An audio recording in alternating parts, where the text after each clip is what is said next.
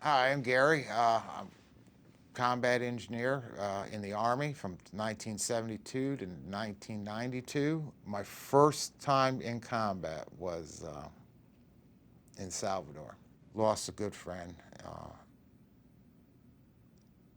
and I didn't even realize uh, how that affected me until I got back with my family. My work performance never dropped. Uh, there's work, and then there was my family. When I worked, I used work as my medication. I'm at work at 5 in the morning. At work at 5, and and I'm coming home at 8, and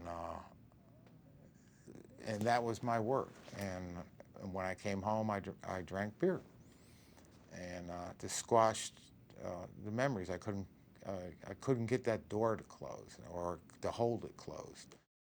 I had a platoon sergeant commit suicide.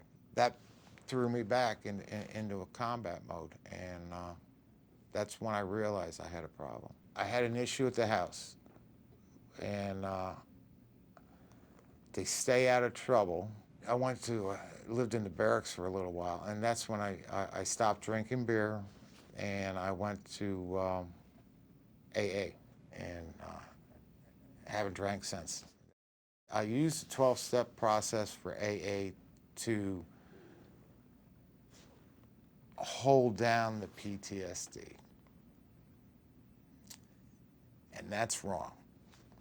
That is wrong. I realized later on, after I retired, and that you need to talk to about not just the thing that's causing the problem, but here's what I'm doing. How do I fix it? Once I got out of the military, I went to vet centers. One of my first counselors saw him once a week, once every other week when they come down a lot. We can talk about what it's doing and how to fix it from an anger issue to being emotional to your children, being able to relate to your kids or your wife. At the vet centers, they give you tools to work with it. You got the breathing techniques when you feel getting anxious or getting upset, and there's steps, there's workbooks that I went through. I mean, it's like I was back in school. And one of the first things they told me, you don't have to talk about what's bothering you.